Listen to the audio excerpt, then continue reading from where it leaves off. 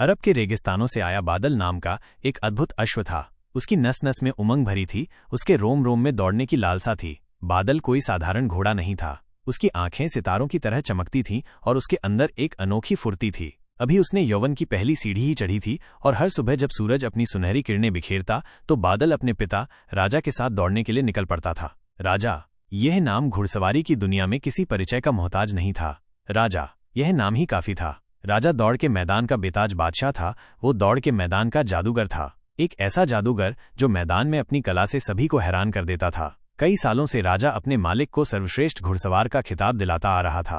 वो घोड़ों की दौड़ का चैंपियन था। सालों से उसने अपने मालिक को सर्वश्रेष्ठ घुड़सवार का तोहफा दिया था। बादल की आंखों में भी वही चमक थी, वही जीतने का जुनून। वो अपने पिता राजा की तरह बनना चाहता था, उस ऊंचाई को छूना चाहता था जहां उसके पिता ने अपना साम्राज्य स्थापित किया था। उसकी भी इच्छा थी कि वो हवा से बातें करे और ऊंची ऊंची बाधाओं को पल भर में पार कर जाए। उसका भी मन करता था कि वो भी हवा को चीरते हुए दौड़े और उन ऊंची ऊंची बाधाओं को पल भर में ऐसे पार कर जाए जैसे वे हों ही नहीं। लेकिन उन विशाल दुर्गम बाधाओं को देखकर उसका दिल एक अजीब सी आशंका से भर जाता था।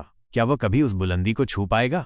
क्या उसके कदम कभी उन मुश्किलों को पार कर पाएंगे? क्या वो कभी इतना ऊंचा कूद पाएगा? जानने के लिए हमारे अगले एपिसोड का इंतजार करिए। तब तक आप अपने सपनों को उड़ान दीजिए और याद रखिए, हर बड़ी सफलता की शुरुआत छोटे कदमों से ही होती है।